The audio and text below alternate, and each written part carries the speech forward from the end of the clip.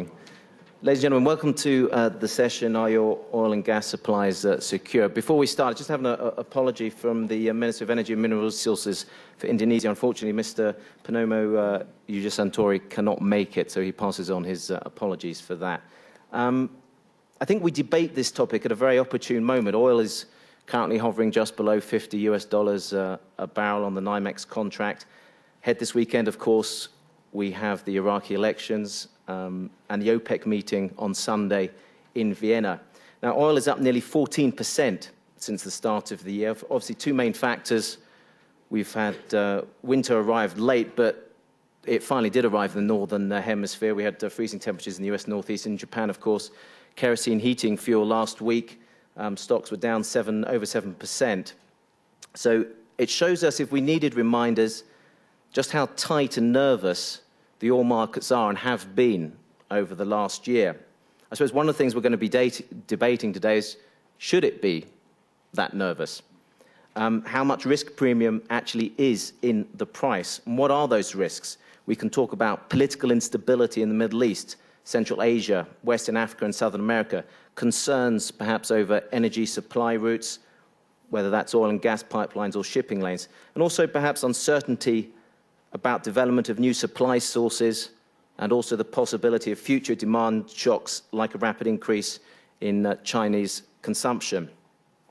Now, joining us on the panel today to help us answer some of those questions, we have on my left Thierry, who is Chairman and Chief Executive Officer of Total. Also have Robert Dudley, who's President and Chief Executive Officer of TNK-BP Management.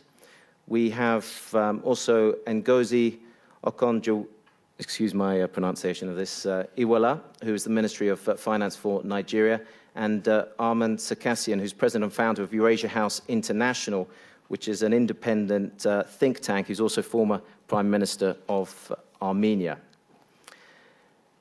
Before we start with the general question, just to remind you just how hot this topic is, yesterday, Andris, the EU Energy Commissioner, said that the most important priority he has this year over the coming months are efficiency and security of supply. Yesterday, Frank Gaffney also, who's the US President for the Center for Security Policy, said a perfect storm of geopolitical, economic and environmental concerns had created the need for what he called urgent action to reduce dependence on foreign oil imports. So I guess we want to know is, are they right to be so concerned? Is the market right to be so concerned? What are the most pressing concerns to the global energy supply? What I'm going to do is kick off with you, Armen, if I may. We're here discussing risks to the global economy. Where in those risks would you currently place the threat of high oil prices and the threat to global energy supplies?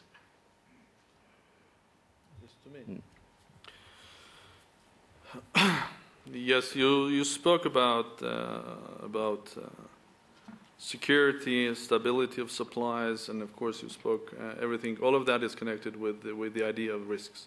Let me just take you to a bit abstract area before we go to oil and gas supplies. Risks. At the end of the day, what we are facing today is the globalization that is happening around, and the new technologies and high tech and the development what's happening all over the world has made the whole world very much interdependent and interrelated. So this is the one point that is very important to take into account. The second thing, that our life, things that are happening both in economic development, political development, are much more higher speed. I mean much more higher energy. Sometimes they happen so quickly, both in geopolitics, economic development, social development, that we have the feeling that we're living in a very uncertain world.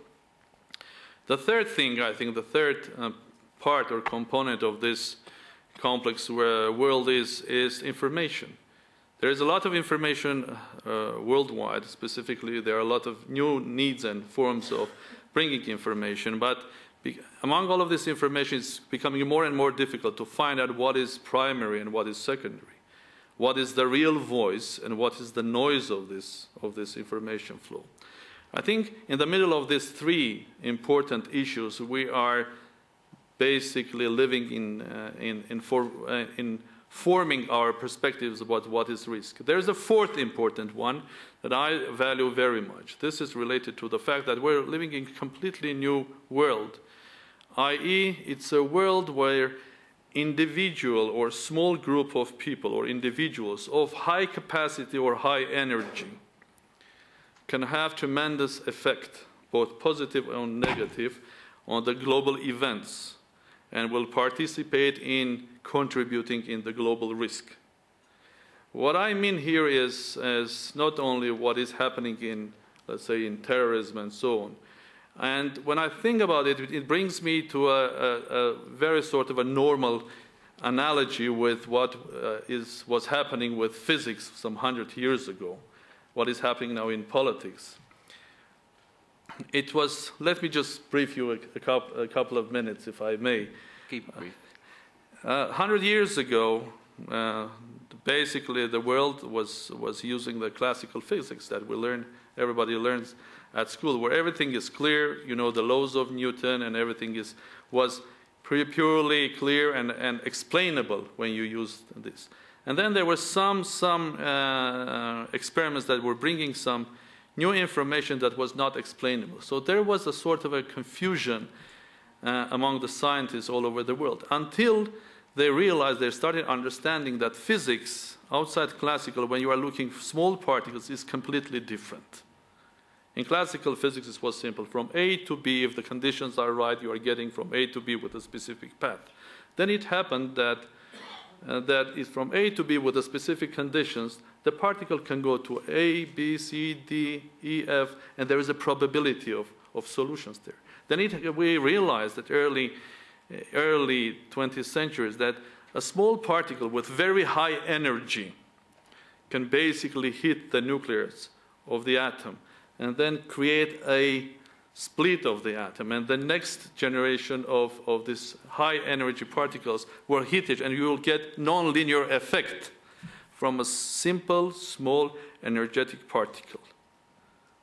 The result of that is chain reaction and nuclear bomb. 20th century, the end of 20th century, beginning of 21st century, what we are facing is the same type of a thing. There are a lot of things that we don't understand because we're in a position that high speed, globalization, interdependence, lack of information, individual, highly energized group of people or individuals, energized because of religious beliefs, because of interest, financial or economic or political, they can create a chain reaction, like in the nuclear bomb. And this is what we see. If I would ask you some 20 years ago, what can motivated people of 20 do to our world? The answer will be, okay, they will do something like the RIA, make a bomb, kill a couple of diplomats. If I ask you today, what can a group of 10 motivated people do to our world? The answer could be that they can destroy a big city and kill millions. And again, this is a non-linear effect. A small group can start thinking, and it can spread all over the world because of the globalization, information, and so on. So there is an analogy here. And as in physics, which is quantum physics, here in the 21st century politics and the risk assessment, we have a complete quantum situation, i.e., the risk is a function of probability and the magnitude of the effect. So this brings me to a simple conclusion that we are at the beginning of the new era, and this area with the new risks, one can classify as an era of quantum risks or era of quantum politics. The World Economic Forum has done a wonderful job together with Merrill Lynch to have classified the risks all over the globe, around 36 of them in 4 groups, and they have identified 10 of them as the main ones, and I'll just read them for you, and you can immediately attach that among these 10, energy is somehow related.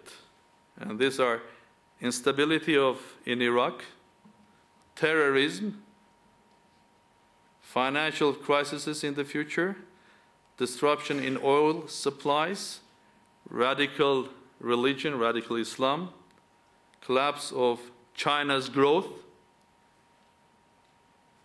infectious diseases, climate change, weapons of mass destruction, and migration. Energy, and specifically oil and gas, are very much related to these 10 top risk points. This is why discussing the future supplies of energy, specifically oil and gas, matters. Thank you for that, Armen. Minister, if I could bring you in here, Armen seems to be suggesting that, A, the importance of what we're talking about, but also that the risk seems to have increased, which would maybe support the view that the markets at the moment are right to price in risk, are right to be concerned. Well, thank you. I want to share some of the analysis that has been done. I mean, there's no doubt that, you know, people, because of globalization and the events of 9/11 and Iraq, that there's an increased view that the risks have increased, have heightened. But I also question whether this is more perception than real. And I think we need to debate that, because sometimes I'm surprised at the speed with which an extra $1, $2, $3 gets added onto the price because there's a strike somewhere, you know, because one incident has happened. And in the past, this would not normally have been the case, but in this day and age that we live in, the impact of one small event, as Mr. Sarkissian said, multiplies into something far beyond its original impact. And I just want to take the case of my country as an example. We obviously have the Niger Delta area of the country, which is where most of the oil is produced. We also, of course, have the Gulf of Guinea or the deep offshore. But taking the Niger Delta, it is true that there are issues, that there's a long history there of, you know, extraction of this resource.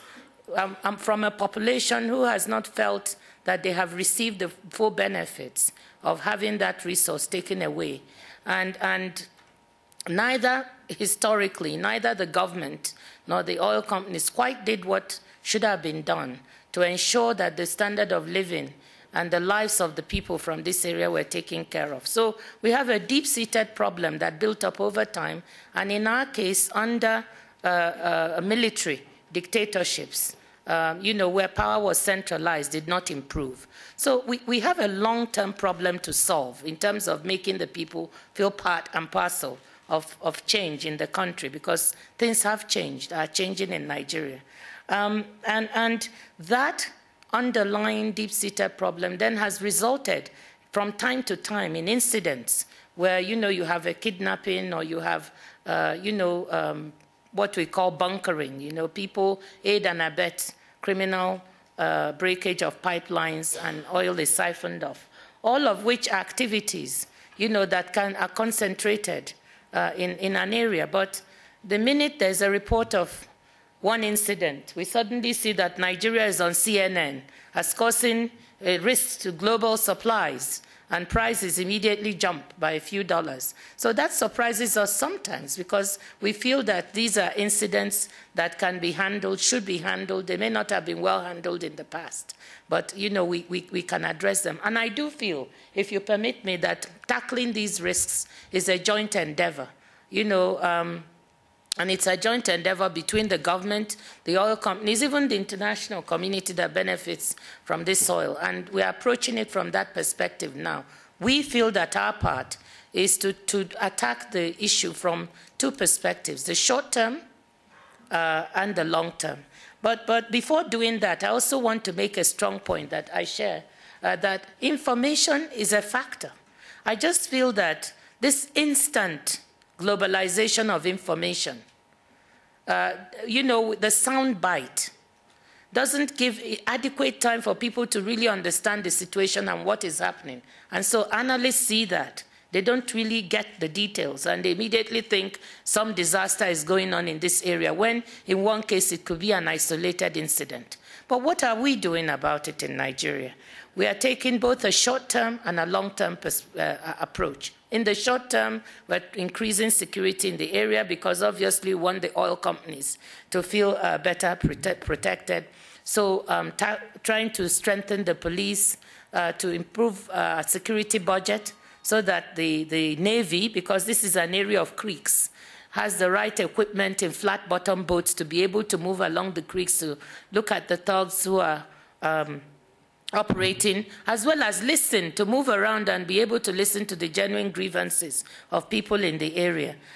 We are working with all branches of the security forces to strengthen that. But that is the short term. We are dialoguing with the youths. There's a lot of youth unemployment, to try and get arms, take away the arms that they have, which, over time, people have used the youths as a means of I don't know, quote unquote, political thuggery, and we have to bring them into the fold, get the arms out and try to get them gainfully trained and employed. Those are all short-term measures. In the longer term, we are working at really improving the lives and making a material difference for the people in the area, and that's a long-term endeavor.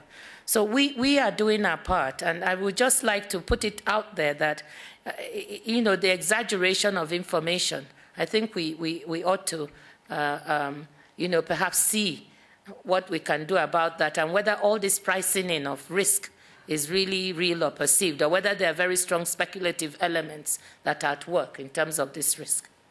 Thank you, Minister. You mentioned it needs cooperation of the oil companies. Well, we have two gentlemen here who could certainly help with that. Thierry, I'd just kick off with you. There is a perception that about 10% of the oil price at the moment is to price in these risks that we talk about. But even so, that would mean an oil price somewhere of the region between $35 and $40 a barrel, which would suggest that the fundamental supply and demand factors have changed. Are we in a new oil world, and we just have to kind of readjust to that?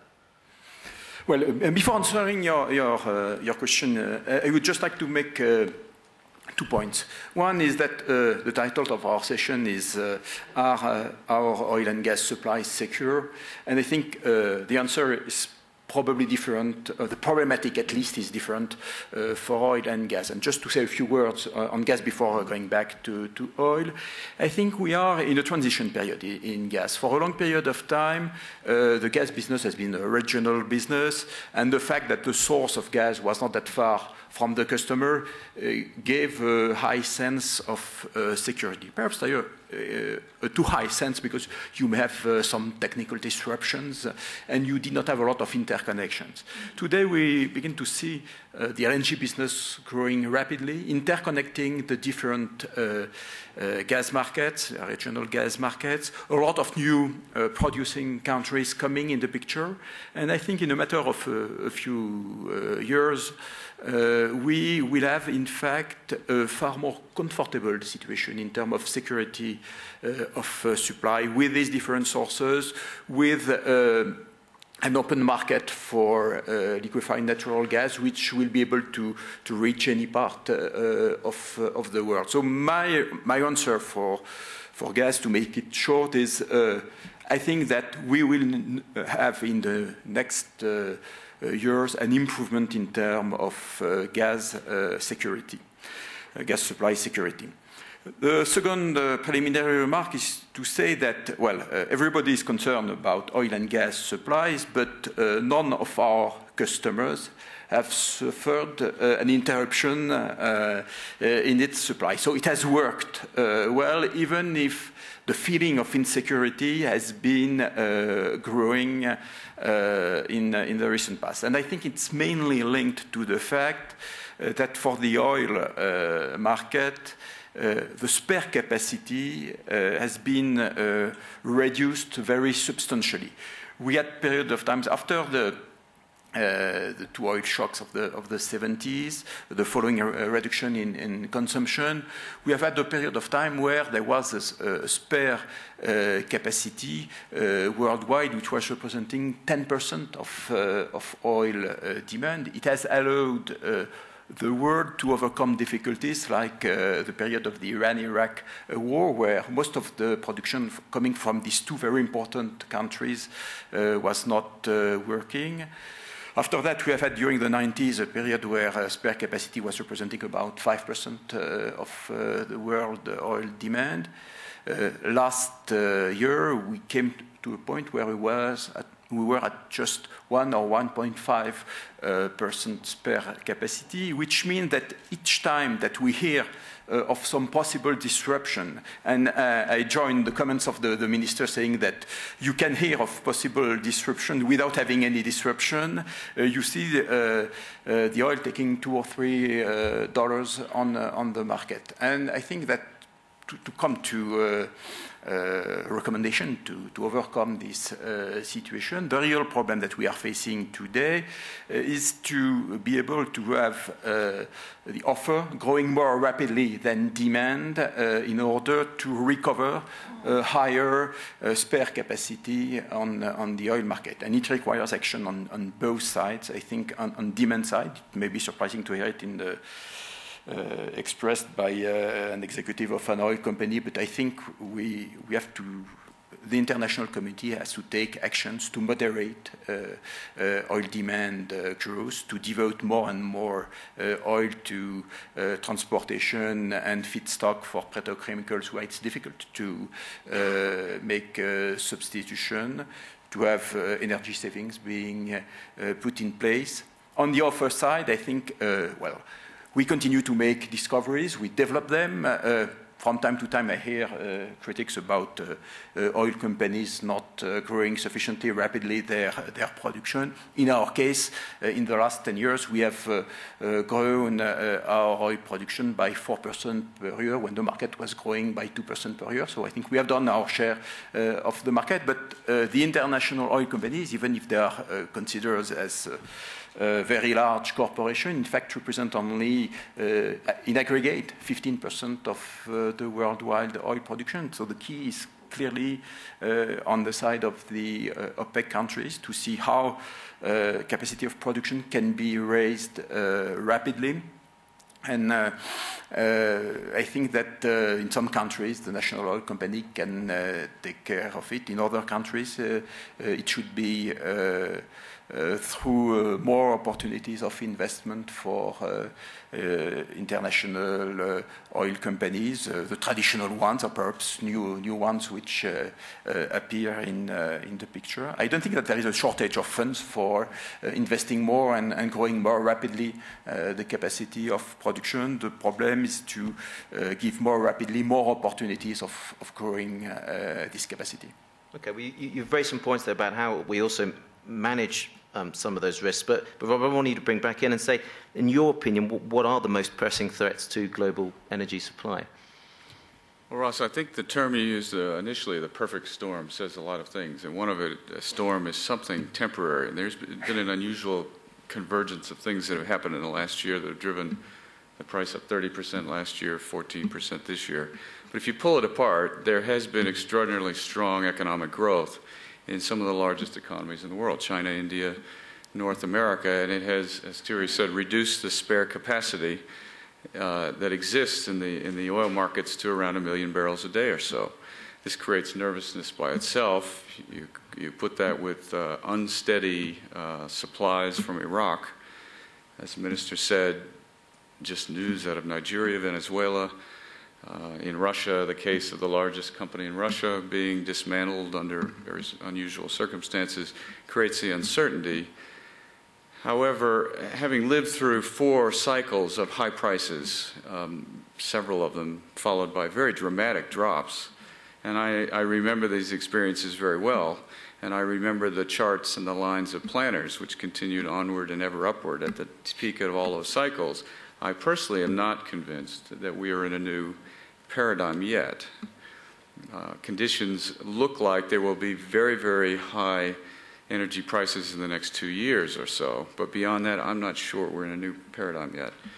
I think if the prices are high, it creates a silver lining. It does put urgency and pressure on the economies of the world to conserve energy, and I think that's your point, Thierry. Well, I was going to come on to how we then manage the risks. If demand is going to stay fairly high and supply is going to remain fairly tight for the next few years because we cannot get extra production capacity in the short term, how do we manage the risks that we have? Well, I believe the industry is an efficient industry. Cargoes of crude and product and gas crisscross the oceans all the time to find points of demand, and there are genuine shortages in places. Unless you believe that there are sort of extraordinary events that can disrupt that, and they can occur, governments can create frameworks that can actually slow down the efficiency of the markets, but I'm not one who believes we're in that space yet. I think the coordination of industry and governments, though, will be essential to manage this risk. Armen, the US, of course, have been looking for alternative sources of oil, apart from the Middle East. It's one of the reasons they're putting a pipeline through Eurasia, and they're putting troops into Georgia to protect that pipeline. What are the risks through that area? Well, can I just come back to the initial question before I answer your question? And this is related to what Minister has raised here are the risks that we are facing, is the world more riskier now than, let's say, years ago? And my feeling and my answer to that is that it is not. It's that virtually, or the perspective of risk is much more higher.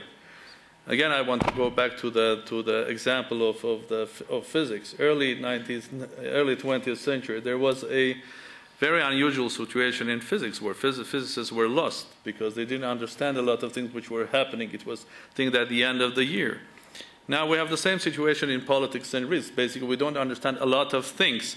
And the answer to that is very simple. We have to understand that there are new laws, and we have to do a lot of research to understand the risks in the 21st century, the risk of quantum physics. And you are absolutely right. A lot of information, because of these linear effects of being multiplied in high speed, are creating the effect and the feeling that the world is much more riskier than it was before. Now on the alternatives are not only the alternatives to the Gulf or to Africa, or like bringing more oil and gas from Russia and Central Asia, the Caspian. The alternatives long-term are real alternatives to oil and gas. And here probably you can think about wind or thermal and, of course, nuclear. This is something that we cannot ignore at the end of the day, because do we like it or not, it's in the perspective, in the vision, or in the ideas of a lot of people around us, nuclear is something very, very dangerous. But at the end of the day, it is one of the cleanest way of generating energy. And if our technologies are well maintained and the security is in place, then, of course, this is long-term an alternative to oil and gas. But, of course, then we are facing another risk, because then we have to deal with weapons of mass destruction. Because when we speak today about weapons of mass destruction, a lot of people think about rockets and the warheads. But the reality is there is huge amount of spent nuclear fuel, which is basically neither here nor there. And there is no international mechanism, to sort of maintain, control, and manage this, and to be used in the future. Coming back to alternative territorially, of course, Caspian and Russia is a great contributor and alternative to the Gulf and the Middle East. And it will grow both to the west and to the east. And of course, this will be a sort of a good ground for improving Russia's and CIS countries' relations, both with the European Union and also countries like Japan, China in the future, and Korea. And of course, Central Asia and Caspian can contribute here in the future. Of course, there are some numbers being about 3–4% of contribution to the whole area. It's not about that this is small enough. It's about that there is alternative source. And of course, the problem is not about the pipeline and putting some soldiers in Georgia. No, it's the risks in that area are much more complicated. You know, if I can just state that when we are speaking about Central Asia, Caspian, Caucasus, the real risk that we're facing there are several. Probably in my mind there are 6 of them. The one is the regional and interstate conflicts that exist there. Let's say between Armenia and Azerbaijan, between Georgia and Abkhazia, and so on and so forth. The second is international terrorism there, because this region is very close to Afghanistan, and Chechnya is not very far, and so on and so forth. The third one is, of course, the Caspian Sea legal disputes. We have made great progress recent years, and in fact, there was a big contribution from the Russian side by signing bilateral agreements. But the whole framework legal is not yet there. And there's a strong opposition, let's say, from Turkmenistan and Iran in order to join the whole group.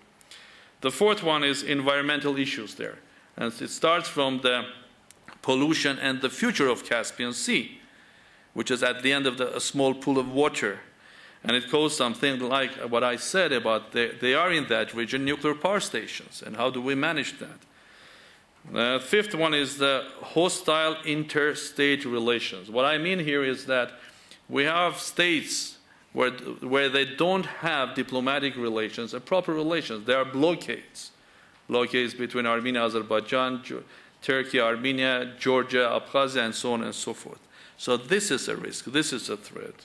And the last one, of course, is internal political instabilities in those countries. These are highly young, unsophisticated countries where the political stability is not there, and a lot of countries have to basically answer to the challenges of transition to market, interpolitical, and a lot of countries with very high concentration of authoritarian rule and corruption. So these are the real risks. It's not about the risk of having terrorism. There is a wonderful solution that the consortium led by BP has found, let's say, in Georgia. You cannot protect the pipeline with a soldier. You just put in each village where you have the pipeline, some 100 people or 50 people from that village responsible for the pipeline in their area. And that's it. You involve the community and you have much protection. So, but the real risk is the ones that I said. Rob, just come back on that, because that obviously directly affects the area you're in. Well, I think Russia, as a country, has enormous reserves, the largest gas reserves in the world. It has an unusual system in that it's bottlenecked in terms of its access to world markets. So inside of Russia, people may not realize that probably 40% of the production sells for $10 to $20 a barrel only. So there are things that can be done in terms of governments and government policies and approaches to integration with the world that impact energy supplies on a larger scale. Armen's example of supplies out of the Caspian, out of Russia, this will be an enormously important area for the world over the next number of decades, particularly in gas. Putting in place the kinds of fiscal programs that allow investment in Arctic and deep water areas are the kinds of things that will unlock further supplies for the world. These are the things governments have to do to open up industries, and that's just one area of a number around the world. Just want to move this on and talk about economies and businesses that are vulnerable to this. Obviously, the comments I made at the moment with the EU Energy Commissioner and Frank Gaffney, the pressure is on for Europe and the US particularly. We know how they are affected, and the pressure is on. They're making the move to look for alternative energy sources. Senator McCain yesterday, speaking to a colleague of mine, said he didn't trust OPEC, and they were going to look at, he said the US should think about building a lot more nuclear power and using that as you suggest. And I wonder whether, Thierry, if I can bring you in there, we talk about vulnerability. Europe and US obviously are an obvious vulnerability, but does it also mean that actually in the long run, businesses like yours might be vulnerable if people are going to go to alternative energy sources, and if countries that make the oil are going to be vulnerable in the long term?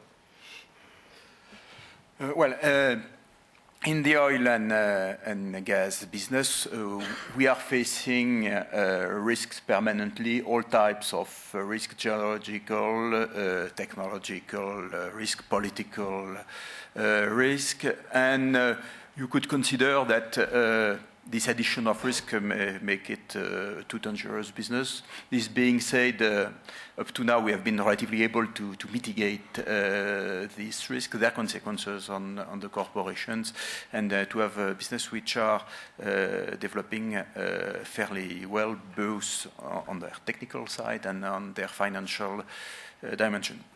Now we will be faced to new challenges. We don't know exactly when. No, it's always a problem to know what could be the right timing, to see at what point of time we must move from being mainly oil and gas producer to being producer of other energy. It's a real question, I think, for the so-called oil companies, which in fact will be more and more energy companies. I think the first move will probably be the fact that, if I take the example of Total, we are today producing 2/3 of liquid hydrocarbons, oil mainly, and 1/3 of gas. My feeling is that our gas production will develop more rapidly, and perhaps in 15, 20 years from now, we will be half and half oil and gas. For the other energies that we could develop, we are already working at a small scale by comparison with the investment which we devote to oil and gas. But we have some coal production in South Africa. We have interested in nuclear through a stake in the company Areva, which is very much involved in the nuclear fuel cycle. We have some wind farms. We have been working in the solar energy already for the last 10 years. And even if we feel that the route is relatively long for these energies to really be able to replace to a relatively large extent hydrocarbons, it's important to be in the business in order to understand it and be able to move sufficiently rapidly when the market conditions will justify them. But I always keep in mind difficulties of appreciating timing. If you remember the assessment of the Club de Rome 30 years ago, at the point of time where the world considered that there were just 30 years of oil reserves ahead of us, and that it was necessary to have a zero growth in order not to produce too rapidly these oil reserves. And in fact, what we have seen in the last 30 years, there has been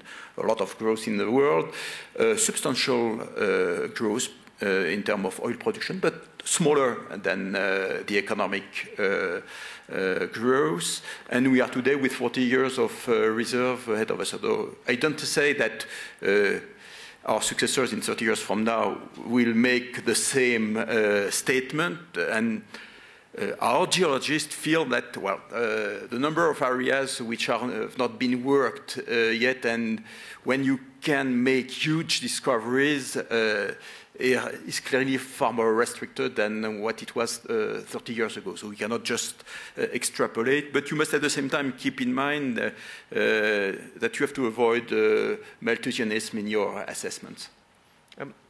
Minister, just sort of picking up on the same point, if major regions are going to speed up their search for alternative energy sources, what does it mean for countries like Nigeria who depend for a lot on their economy on oil, and what does it mean for the future for your country?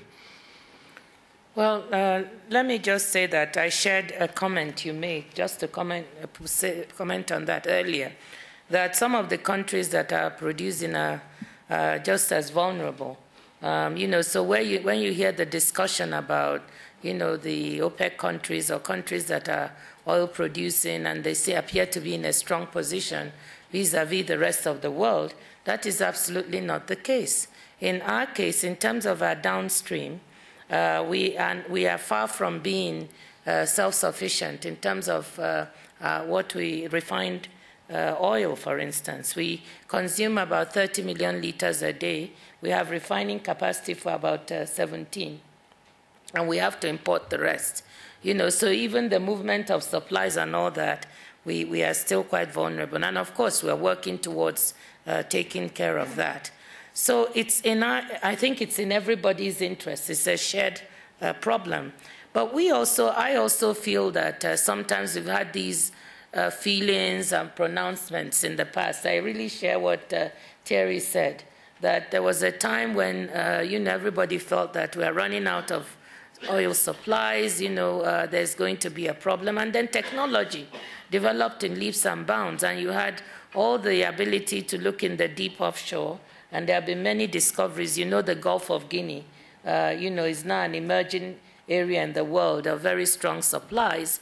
And what we're actually doing, spearheaded by my president, President Obasanjo, is to develop a Gulf of Guinea Commission, which brings together all the countries around the area so that we have a common agenda, a common platform that can help make sure that the supplies around these areas are secure. And I think there may still be potential for more discoveries, as was said. But nevertheless, we feel that the thing to do is to make sure we diversify our countries away from oil. Actually, it's not my favorite sector. And being Minister of Finance, this is the sector that brings in the revenue, but I never like to discuss oil and gas. And the reason is that oil and gas doesn't create jobs. What creates jobs is the real sectors of the economy, like agriculture, like services, like small and medium enterprises. And all the focus on oil in my country has really been very damaging. It's led to corruption, it's led to all kinds of things, which we are now battling. And I would say we are battling it more successfully. We still have a ways to go. But we have a strong program now under President Obasanjo, focusing on trying to get away from oil. And I think that that is the bottom line of the answer we need, not to put all our energy and attention on how much more can we discover. I'm not trying to say that if Thierry discovers something in deep offshore, I'll go away and cry. But I don't want to spend a lot of time on that. I want to spend more time worrying about how we develop agriculture. And that's the ultimate answer for countries like ours. Okay, thank you for that. We're just about the time when I'm just going to open the floor to questions. Just before that, I just wonder if there's any panel member just want to make a quick statement first before I do that. I would just like to add a small comment which goes in the same direction that what the Minister has just said. It's sure that in developing countries when oil companies arrive with their technology, their highly paid engineers, all the sophistication which comes with it, and that the neighboring communities see this difference of standard of living so obvious, it creates tensions, and we have to anticipate, I think, and we probably have not done it enough in the past to be sure that the communities which are at the door of the facilities that we are building, the camps that we are building, see benefits from their presence and from our presence, and don't have the impression that we just come to extract some natural resources, to pay taxes, because it's part of the game, to the central government, and that they don't see substantial benefits for themselves. So I think it's something that we have to do. It's really a three-party commitment between the central government, the representative of the local communities, and the oil operators to define on the ground what can be done to improve the facilities that this community has, to create jobs there. It's easy to say in a few words. It's far harder to do on the spot. But we have already a few experiences which have created, I think, a lot of good feelings, I would say, between the different stakeholders. And I am sure that these two will contribute to security of supply. Okay, thank you, Thierry. It's time when we're going to throw the floor open to questions. Let's take this gentleman here, just because he's nearest and I can see him first. Thank you. I'm from Moscow. It's Vedomosti Daily, Maxim Trudalibov. The question is about Russia. And what do you think about, generally, first, about political risks in Russia and on the future? Well, I've been in Russia working now a number of years, and I've learned never to overreact to anything, and nothing surprises me. I think it's a period of uncertainty. I think we're witnessing the creation of a state oil company of significant size in the world that will play a role for Russia and its relationships around the world in a way that's changing the oil and gas industry in Russia. I'm not going to comment on the political implications of that. We truly are an oil and gas company and pay our taxes and contribute to the communities where we live. You want to make sure you pay your taxes. But 6.5 billion this last year. Unfortunately, I just have to ask because of this recent report about this inquiry from the upper chamber of the parliament asking about this, I've heard different variations. 22 billion rubles. $750 million. I heard this today. Again, I don't overreact to these things. It's a number of people in the upper chamber in Russia have brought forward the question and said this is what they would support looking at. We have been going through a whole range of routine tax investigations in the last several months. I don't really know the facts behind it. I have seen various variations on this report today. It's certainly not an official tax review. It sounds like it's an opinion of a group of legislators at this point. Okay, sorry, we have to move on. More questions. This gentleman over the back. This is a question for the finance minister. Madam Minister, as you said, if Thierry discovers a new deep oil field, you're not going to cry. And it's hard for a country to say no to 2 or 3 million barrels a day of production with the money that it brings for education and health and social services. From your experience, both in the World Bank and now as finance minister, what lessons would you draw about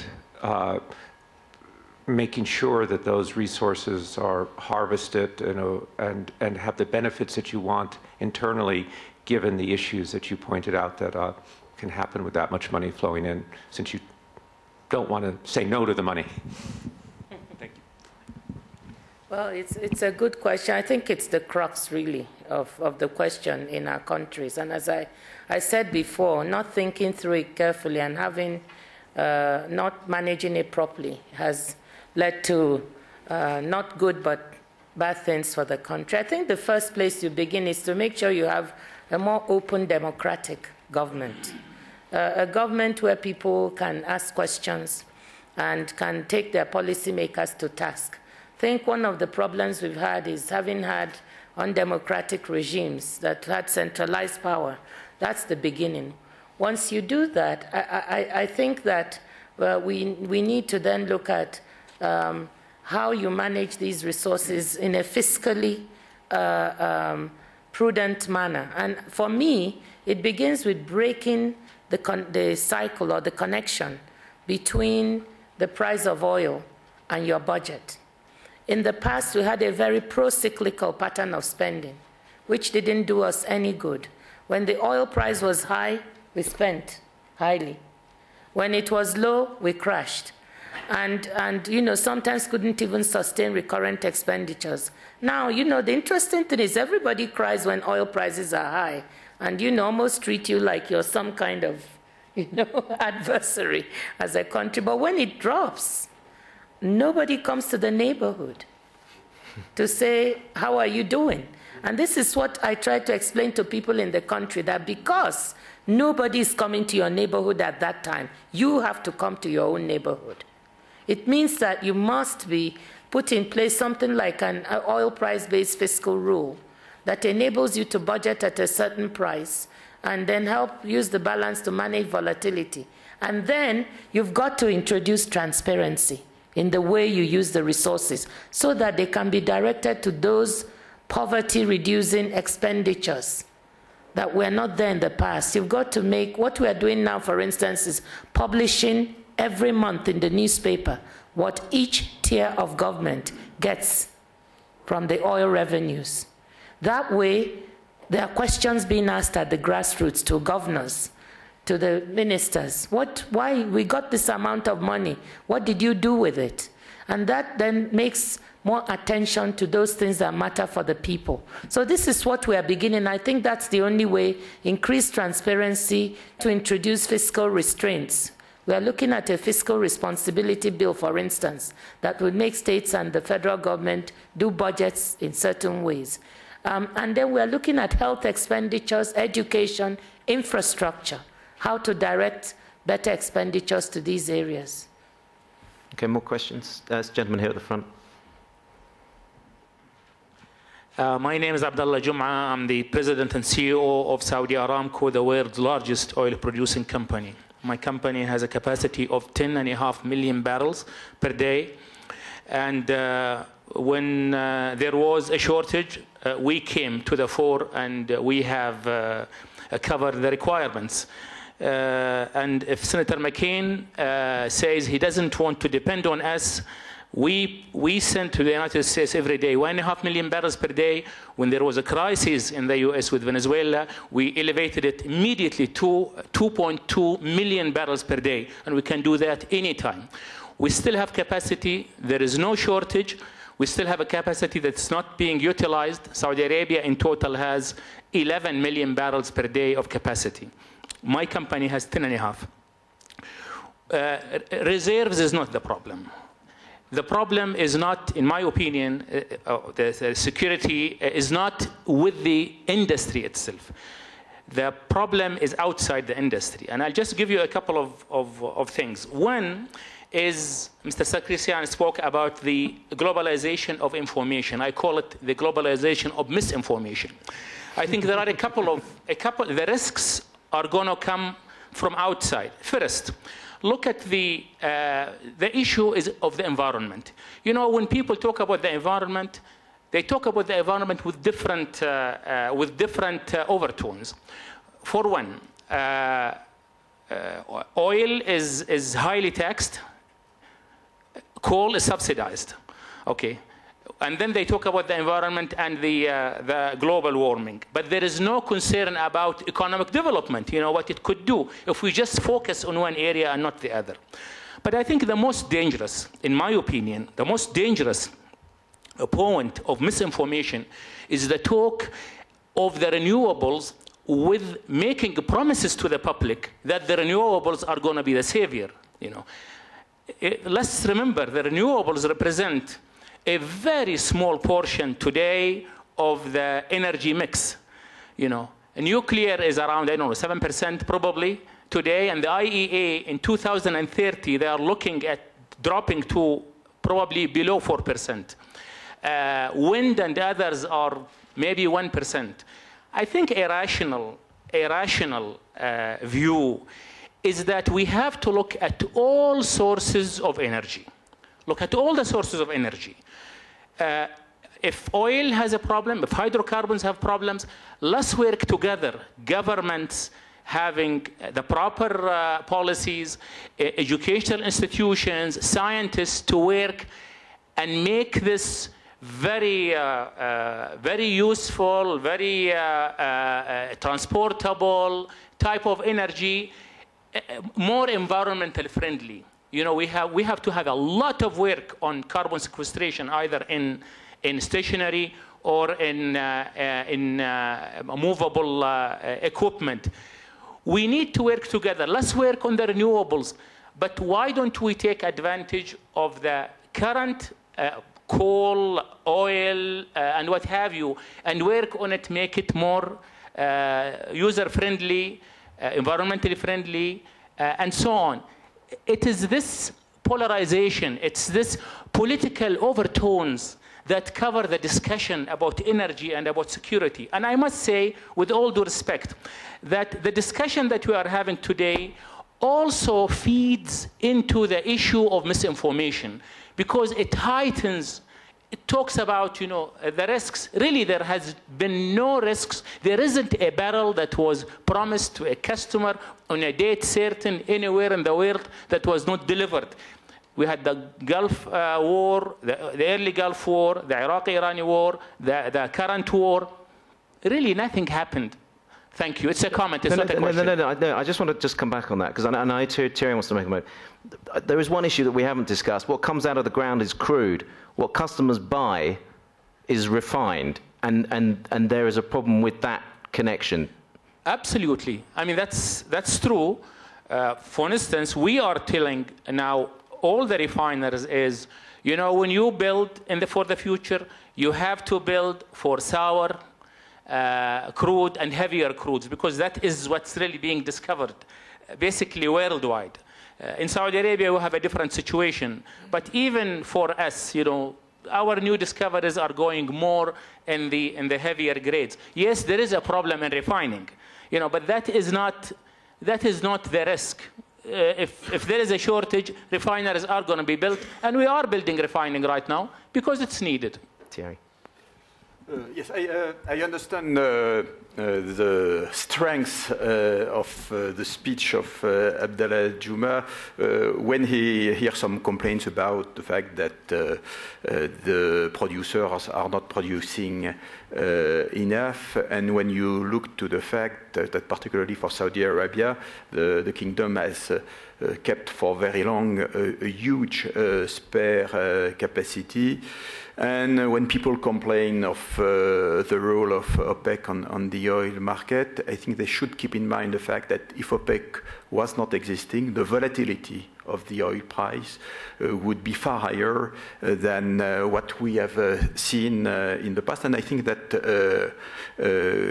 we should express frankly and collectively our appreciation for the work done by the OPEC in order to stabilize the market, even if from time to time the circumstances, the evolution, unexpected evolutions, make things more difficult. This being said, if we stay in an approach business as usual, as for instance the IEA has done in its basic scenario for 2030, we understand that we will not meet the challenges very likely, because at the end of the day it would mean that Saudi Arabia will have to produce something like 25 million barrels per day.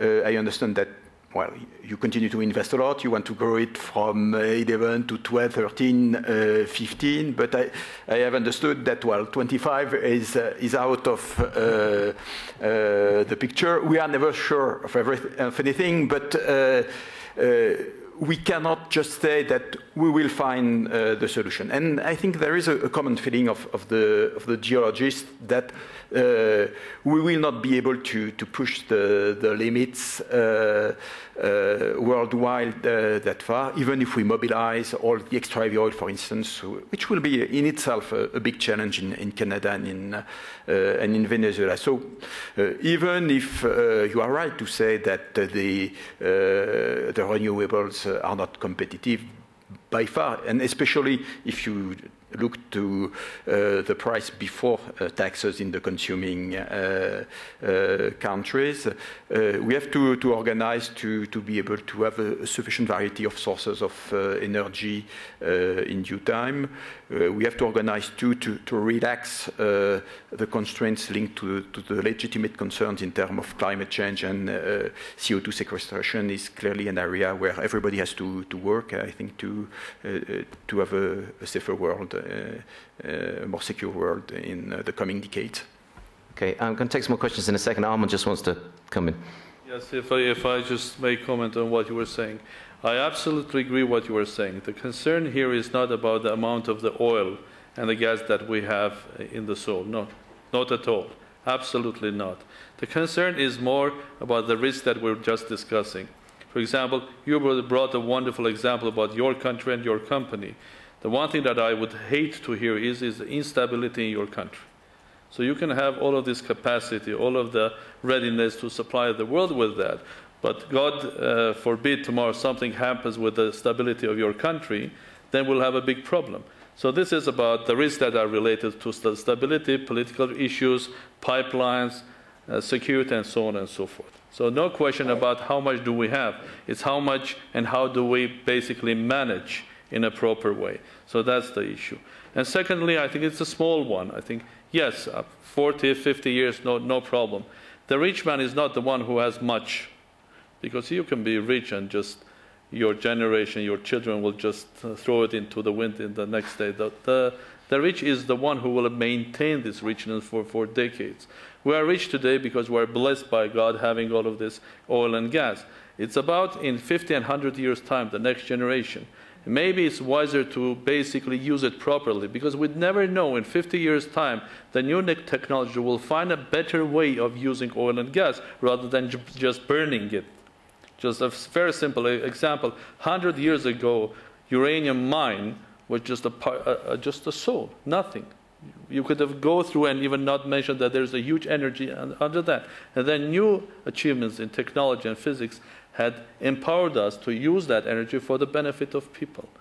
So it's just, we're rich, but we have to be careful and wise. Adam's got a question.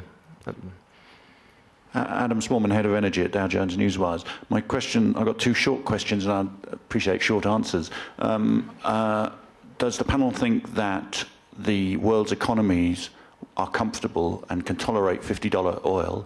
And does the panel have any answer as to why we haven't heard significant complaints from the consuming countries over the high prices? Robert? Well, I think the world economy can sustain prices at this level for some time. We've been in periods of high growth now for a number of years with these higher prices. The consumers are treated differently around the world in terms of the taxation on the products made from crude oil.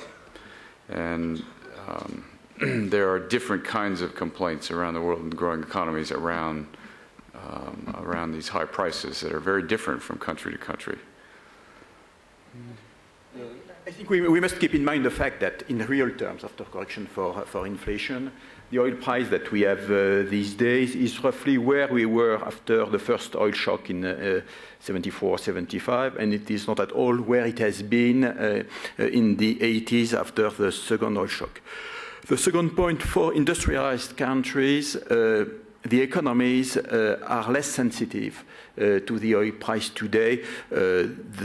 The unit of the ratio between oil consumption and GDP in real terms has reduced substantially. So the macroeconomic impact of the recent increase in the oil price is far smaller than what we had in the 70s.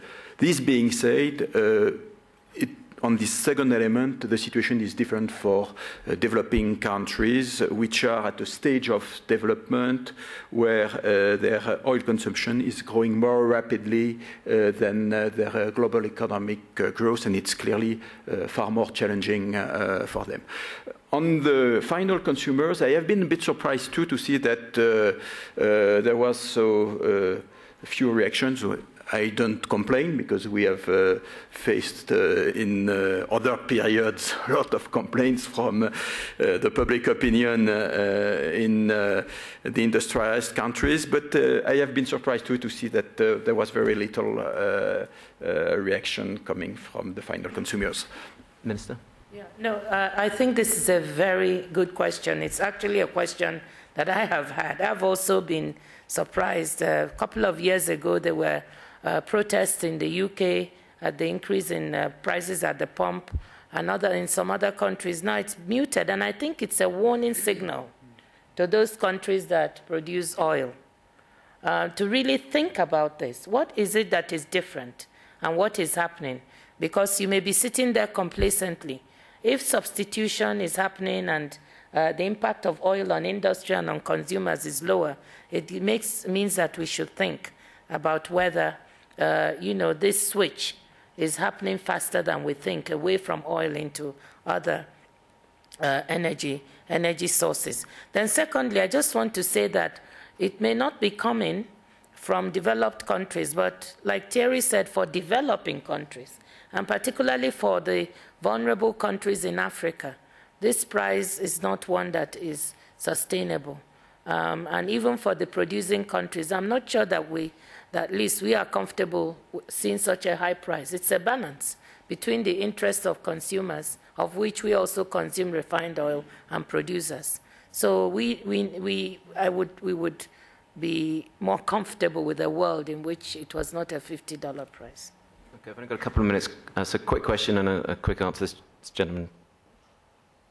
Oh, yes, very quick. In the debate, you haven't talked about the risks coming from the estimation of oil reserves. Since we have here two companies, could you just explain if this is a risk for the future, and how would you deal with that? Robert, start. The question was on oil reserves. Yeah. So you just it's on oil reserve or emission? It was estimation of oil reserves. Yeah. Estimation of, yes. Of oil reserves. Well, so many things have been said in the last 12 months about this topic that I think we have to come back to basics. And basics are not always what the financial regulators have immediately in mind. We have seen a tendency in the recent past to a very high degree of conservatism in terms of evaluation of reserves, which have been imposed by the Security and Exchange Commission in the US. And I think it has probably mixed a bit the picture. In fact, the proven reserves that the regulators consider are the numbers for which we have a 90% probability of having at least this amount of reserves.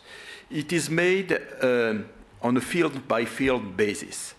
When you look after that at the level of a relatively large corporation with hundreds of fields, it's sure that you have a statistical impact, which in fact leads to the fact that you have 99% chances of meeting the aggregate figure of proven reserves of the different fields. And if you were looking to the number of the amount of reserve for which you have, for the global portfolio, a 90% chance of meeting the figure, it will be far higher than the addition of the proven reserve that the SEC imposed. So we have, I think that we have been led to giving an impression of scarcity of reserves, which is a bit artificial. When you look now to the worldwide reserve, the publications which are made, they are all called proven reserves. The definition is not that precise everywhere, but we are comfortable with the amount of conventional reserves, which represent roughly 40 years of production at the present rate. And we are absolutely convinced that on top of that, with improved recovery in extra heavy oil, we can add probably 20 or 30% more to this figure. So I think there is not a lot of things new in terms of the reserves seen. Perhaps what is has been the most striking new event of the last year is the speed of growth in demand, which of course means that you shorten your horizons of self-sufficiency when you have a higher level of growth in oil demand. Robert? Well, I think that's a very good summary. Yeah. Okay. Just one last question, and then we're out of time.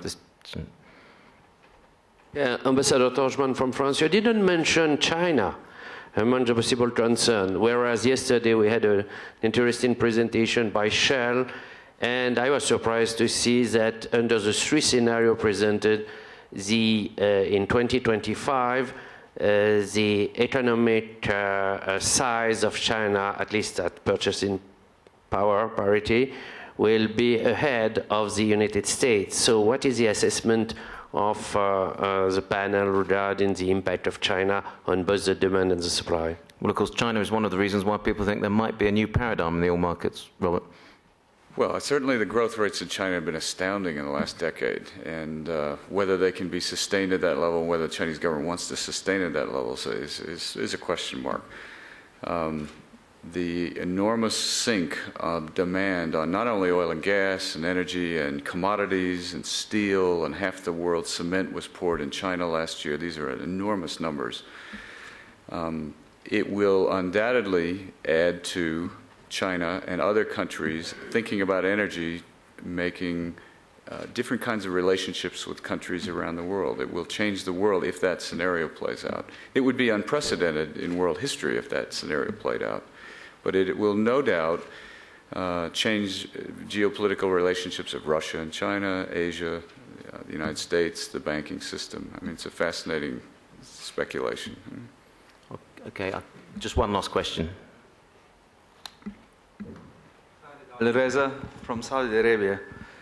I was curious to hear a comment from Senator McCain, and I just want to Mr. Desmarest to help me with a quote that was made about 25 years ago when France was building its nuclear power.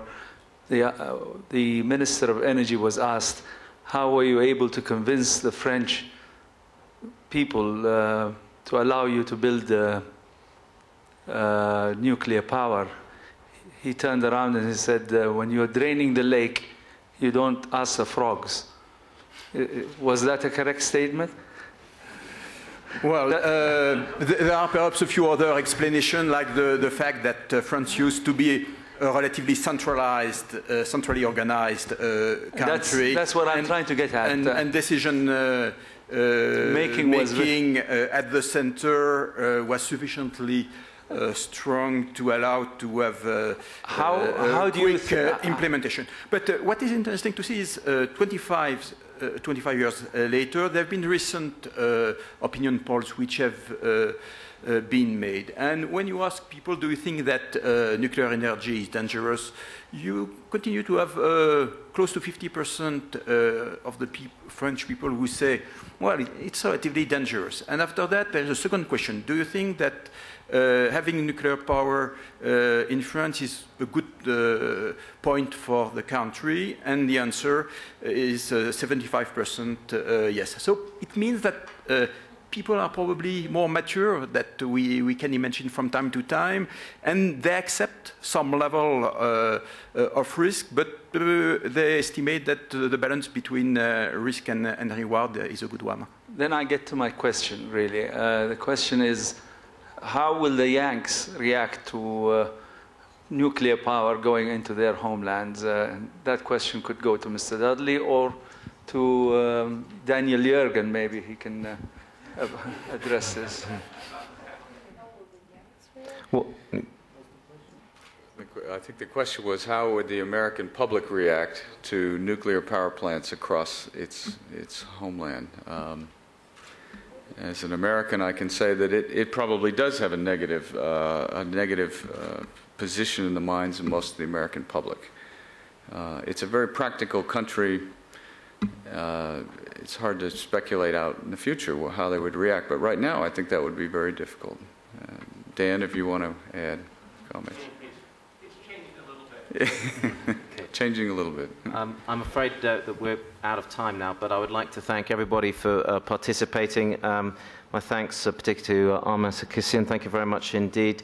For Minister Okonjo-Iweala, thank you very much indeed. To Robert Dudley and Thierry Desmarest. Thank you. Thank you, Robert.